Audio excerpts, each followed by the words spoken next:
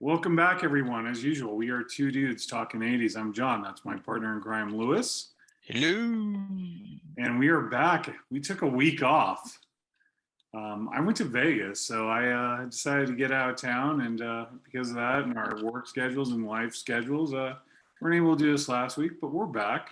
We're going to hit up some more of our favorite 80s topics. So, Lou, I know this one's near and dear to your heart, so why don't you talk about what we're going to be discussing today? Awesome. So we're going to be talking about the 80s dance clubs that we frequented, well, back in the 80s. And there was just like tons and tons of clubs everywhere. I was just like thinking about it. It's like every hotel had one and just every nook and cranny had a club. It was pretty insane. I was thinking about it too. And I'm kind of doing the same thing. By the way, it's weird to see your eyes. You're so used to the sunglasses. Yeah.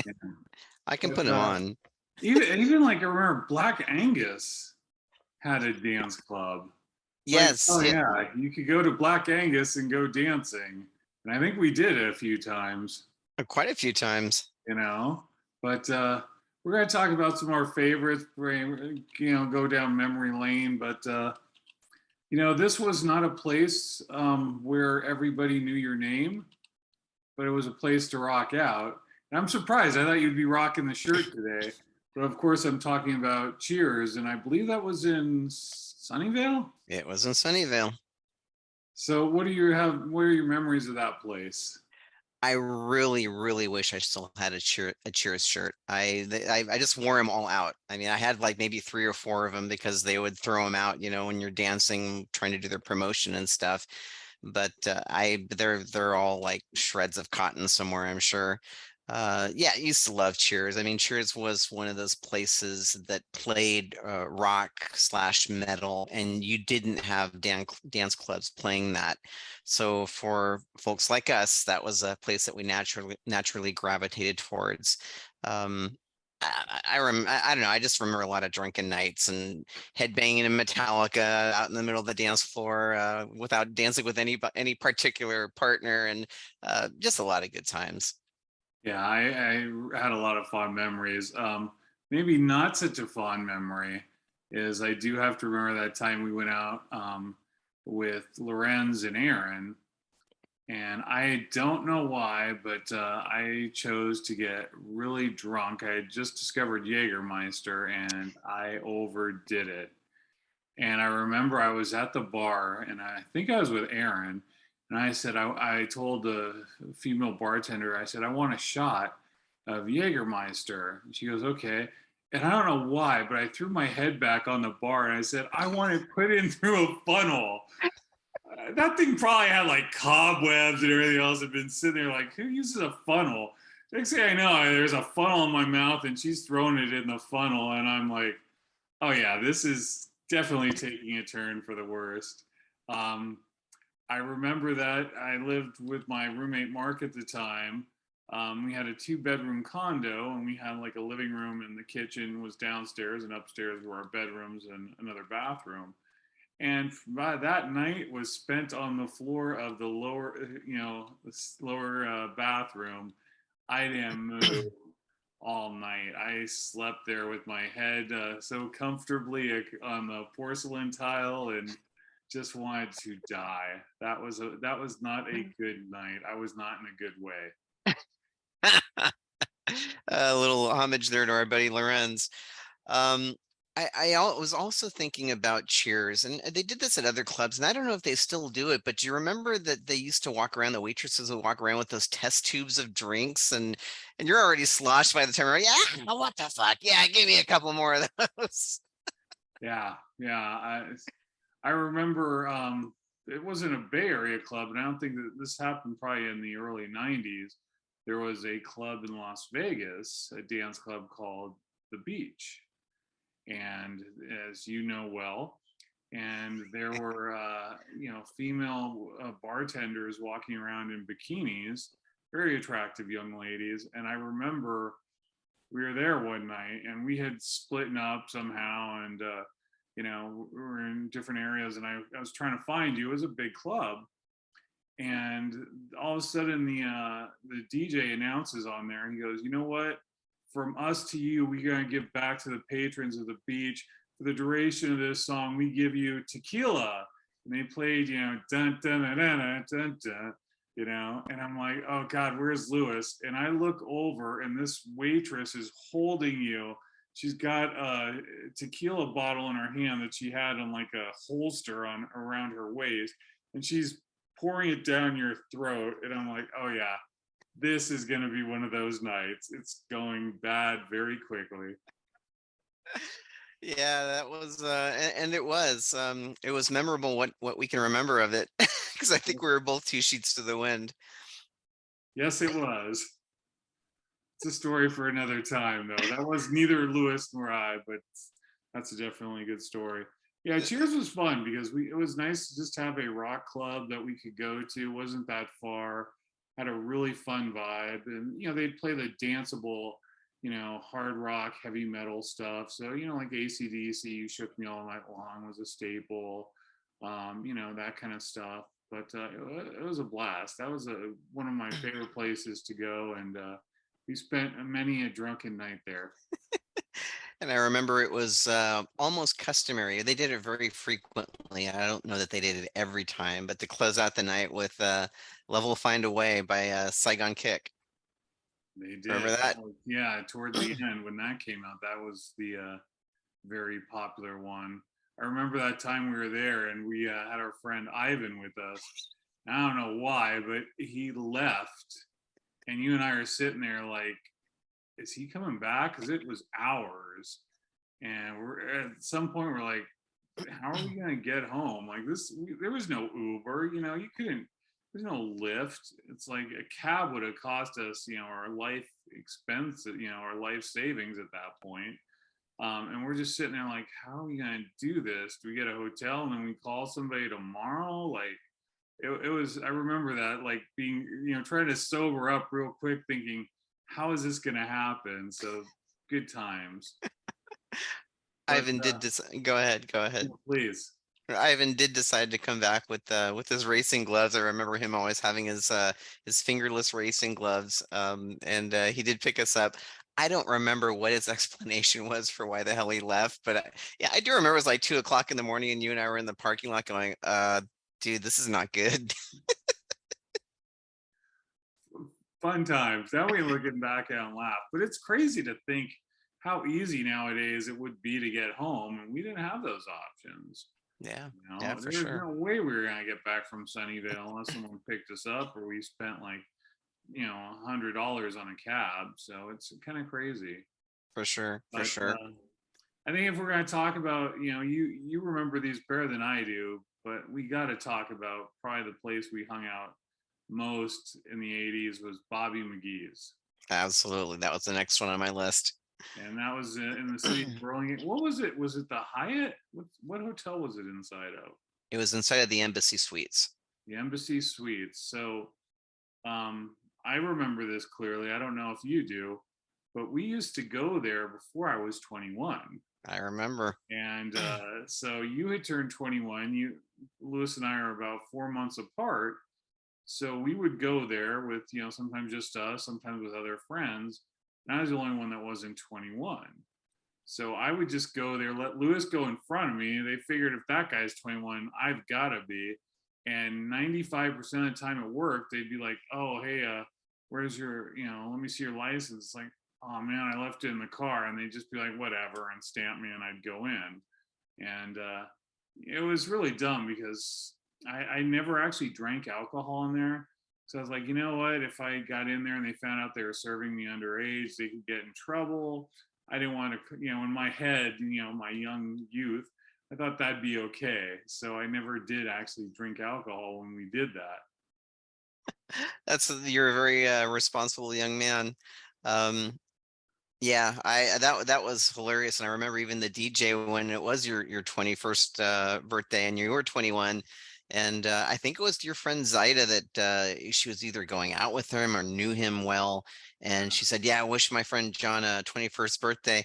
And he announces it and he's all like, wait a second, this guy's been coming in here for months. Yeah, that was a little bit embarrassing. I forgot what song she had him play for me, but that was kind of funny. If we're gonna talk about Zaida, we got one of my favorite stories. We got to talk about her shy cousin. Yes, yes.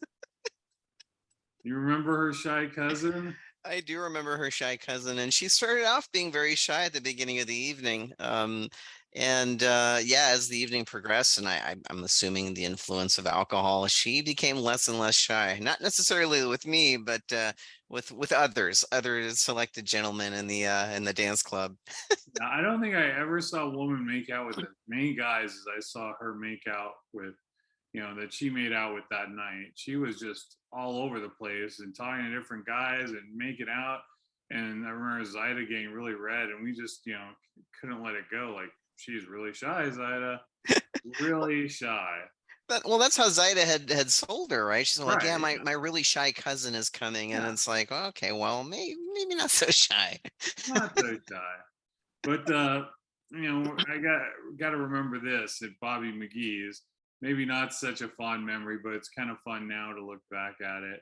Um, do you remember that night? There, so I'll give it a bit of a background. There was a woman I used to work with, Adriana, and I always wanted to go out with her. And for whatever reason, I never asked her out. I just didn't have the courage. Never, we were friendly and we, went out in social circles, but never asked her out. And so we went to Bobby McGee's one night. I don't think I was working with her anymore. I don't know if she left or I had left, but we ran into her. And I remember this lady would come around and sell roses and stuff, and I bought like a rose for the ladies that were with us or the group that was with us. And I remember her handing her a rose, and and she said to me, "God, I wish I could find a guy like you," or something to that effect. And in my head, this was the night I'm gonna, ask her out. All this blah blah. I ask her out, all go, it's all going to play out perfectly. This is going to be so wonderful and all this. And then what happened, Lewis? And then I started not feeling well. I'm all, John, we got to go, John. And you're like, what? I'm all, dude, we've got to go. We've got to go now.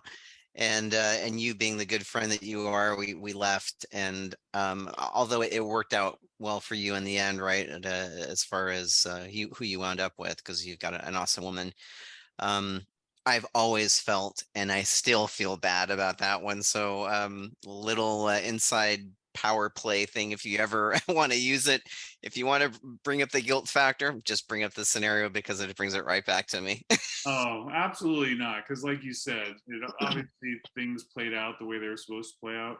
So, the ending of that story is we left that night. Zaida met this guy, and that guy became her husband. I actually went to her wedding. And so it was kind of a crazy night. And I always felt like, wow, what a missed opportunity. That might have been, the connection. You know how I don't think like the normal guy. I think more like a traditional female. But what if she was the one? And obviously it was meant to be. Well, I haven't heard from her in years. I hope she's still with the guy and they're very happy. But I obviously met the woman of my dreams many years later and been with her now for almost 22 years, married almost 22 years. So it worked out okay. So please don't beat yourself up over it. Well, It's if you not worth it. Let it, let that go because I let go many years ago. By the way, I don't know. Like we're talking about dance clubs, and I'm wearing a Fright Night shirt. I'm trying to think the relevance. Last time we did dance songs, I think I was wearing an Iron Maiden shirt. So I got to order some like shirts that are 80s dance related. I don't know. well, at Cheers they did the big Halloween blowout, right? Where everybody dressed up and stuff. And I can't remember if we went to one of those. We might have. I'm sure we did. I don't know that we dressed up though. No. You kind of hosed me on the costume, so I stopped doing that. I actually there's a scene in Fright Night where they are in a nightclub and dancing, so I guess I'll stretch it real thin and say it works. Good deal, man. Another one that I remember, and I can't remember the name of the club, and I can't even remember the name of the hotel, which is still there in Foster City. And it was super close, so it was super convenient for us to go to. But it's that hotel that sits right there on 92. And they had a club under there. It was like a bistro or something. And but at night again, everything was clubbish. I mean, like you mentioned, Black Angus, at a certain point of the evening, they'd clear out the tables and it became a dance floor. So, but I can't remember the name of this place. And I know that a lot of the times we went there, and it might have even changed hands a few times. Yeah. Yeah, I wish I could remember. If anybody remembers that, please put it in the comments. But I can't recall. But that was another one of those places that I enjoyed. I can't really. Was that the night? Oh God, I think that was the time we were at that. That was one of the clubs we were at where that. Remember that guy came up to me, and at the time I still had the really long hair and everything. And he comes up to me and he's talking to me. I don't know why people always want to talk to me, and it's kind of bugs me. I'm like, I don't feel like I look approachable, but people approach me and talk to me. And this guy comes up and he's interrupting us and talking to us, and he's like, "Man, you know who you look like? You look like my buddy. He's this big Indian motherfucker. He's in the joint now." And I'm like, "Oh, great! So this guy's talking about his best friend that's in prison." And I look like him, and he wants to be my best friend now. I'm like, oh, how could this go wrong? You Forgotten remember about that? that. Oh God, I totally forgotten about that. But yeah, I remember that. Yeah, I remember him just like being up in my face. Yeah, he's this big Indian motherfucker, and he's in the joint. I'm like, in the joint? What the hell are we talking about here? I'm like, holy crap, this is bad. But Jo- I think it was at that place. That's hilarious, man. Do you remember? We only went there once, and when we got there, it was pretty dead. But there was a place. It was a restaurant again, and at a certain point of the evening, they cleared out tables and it became a dance floor. It was called Charlie Brown's over at the top of very near CSM. Do you remember that place at all? I remember, was he in the same hotel that they had that sports bar too? No, this was like right up next to CSM. It was very close Okay. to the College of San Mateo. I vaguely remember it. Yeah, for whatever reason, it popped into my head. I think you and I only went there together once, and we got there late. Everything was sort of dead, but it was some place that I just completely forgot about. And it's like, oh yeah, that's right. There was that place too. There was all over the place. And Tingles, do you remember Tingles in the Dunphy Hotel? Yeah, in the Dunphy. Absolutely. It was But just one of the other places that we loved, and I don't know how long it was there for, is LA Live, San Jose Live. oh God, Remember yes, that place? yes. So if you guys weren't around or you never went there, San Jose Live was basically this giant playground, and they had everything. This was a huge space in San Jose, obviously, and they had areas like you could play basketball, you could play pool. They had different dance clubs in there that played different types of music. They had all these video games. They had pretty much anything you would want. They had it there. They had food. They had alcohol. And it was adults only, so it wasn't like you were running around with like little kids. It was just like this giant playground, and oh my god, that place was amazing. I love that place. Yeah, it had a lot of variety. I think they had dueling pianos there as well, a section for Yes. that. And yeah, it's cool that you bring that up because I'd forgotten about that place. And I remember we were there once and we ran into one of the Pryor brothers. I don't remember which one it was, and just briefly spoke with him, and then sort of got the vibe that he wanted to maybe hang out for a little bit. But we continued to move on, and then you were saying, "Oh yeah, that was one of the Pryor brothers. I would have loved to have talked to him and stuff." I'm like, "Oh man, that sucks." So Richard or Russell, I'm really sorry, man. I really wish that I had hung out with you guys. It really would have been great to get caught up. I don't remember what the hell was in my head. It was probably a lot of alcohol. Probably, yeah. I remember playing basketball against them in middle school. So when I forgot what school they went to, maybe Bowditch or something. Um, but Yeah. yeah, we Burrell played against them. So yeah, they always seem like really good guys, and it would have been nice. I don't, but you were being Lewis. You're like, I'm not talking to people. I felt really bad about that. So again, Richard or Russell, I don't remember which one it was. My apologies. I absolutely loved that place. That place was, you know, just such a blast. I remember the dueling pianos, and that would be hysterical. The piano players were incredibly talented, and they always had some sort of like thing they'd bring up the different gals or who, if it was your birthday or whatever, and play something appropriate or inappropriate a lot of times for that person, and that was a good time. Yeah, It I remember definitely they would was. be like hitting on a piano and it'd be like knock knock or something, and the guy would be like urinate, urinate who? And she's like, and he'd be like urinate, but you'd be a 10 with bigger tits, and they'd start playing again and stuff like. Why I remember that one, I don't know, but it was this very cool call and response audience thing, and people started to figure it out, and it was an absolute blast. Remember a lot of fun nights there, having way too many alcoholic beverages, and then you dance and you get tired of dancing, and you go watch the piano players, or you start playing video games, and alcohol and video games do not go well together. You just don't. I mean, I'm sure that was part of it, right? You go pay 50 cents or a quarter, whatever it was, the time to go play like Galaga, and you get killed in like 3 seconds. So, oh, let me try that again. But that was a really, really great club. Again, it was huge. It was like multi-floored and different sections. And like you said, I mean, you got bored of video games, you went dancing. You got bored of dancing, you went to the piano bar. You got bored of the piano bar, you go and play pool. It was just, it was really, really cool, and lots of people there. Always crowded.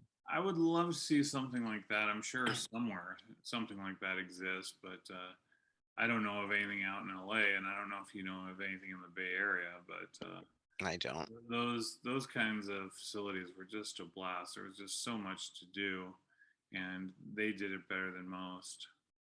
for sure, for sure. So I know you've talked about before, but I never experienced it. So you gotta talk some mothers for us if we're gonna talk your '80s dance clubs.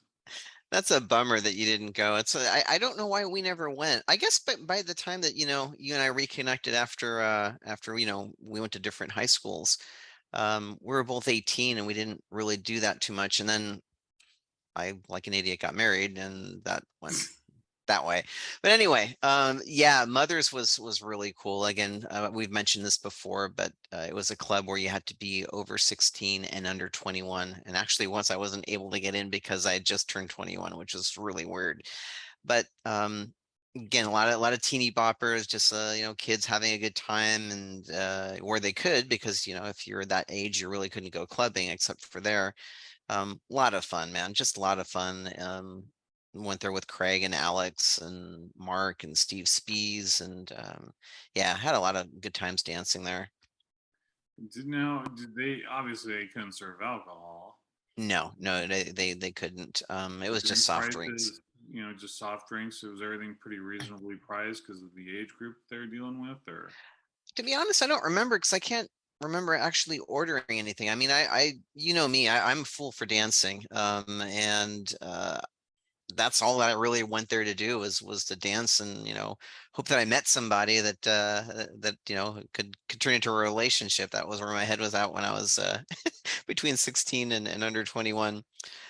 But yeah, I don't remember, John. it's kind of funny because you and I are both very similar in that regard. Especially, well, I'm sure it hasn't changed, but everyone assumed the hormonal teenage males were always out there just looking for hookups, and you and I were very different. I think we that was never really a focus for us. We were always looking for, relationships. Maybe that was part of our problem. We were looking for something a little bit more serious than just the right girl for right now. We're looking for the right girl, and you know, it's strange that we were both like that, and because most of my friends were nothing like that. Yeah, yeah. Yeah, a lot of my friends were. I had friends that weren't, but I had a few of them that were. So But yeah, I agree. I think a lot of the guys at that age, especially, their only target is one thing, and it's not necessarily a relationship. It certainly wasn't dancing. It certainly wasn't dancing. So, what was for the dance clubs? Did you have the ones? What was the one song that always would put you on the floor, no matter what? Oh man, well, it would put me on the floor, but the problem is that nobody would want to dance with me. It was probably Back in Black. That's the one that I remember, or You Shook Me All Night Long. When those came on, I just had to dance, and I think I might have mentioned this before. It was always depressing to me because by the time I found somebody to dance, if I found somebody to dance with me, the song would be over or near over. And until it just got to the point, it's like, you know what? I really want to dance. I don't care what people say or how they look at me. I'm going to get out there and dance to this song alone. I don't care. And that's what I started doing. And yeah, it made things a lot easier. Definitely. I don't think I really had a go to. Maybe towards the end of my time, probably Bobby Brown. Yeah, Every yeah. little step, but I couldn't do any of the moves. But I just loved that song, so that would always get me out there.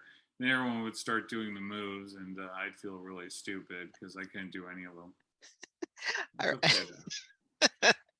I remember at Cheers, them playing a Bizarre Love Triangle, and that was one that I wasn't into at all when, when I was younger. And you're like, listen to this song, man, it's really cool.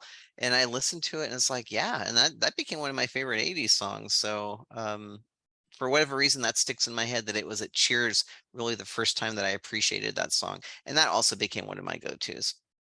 Very cool.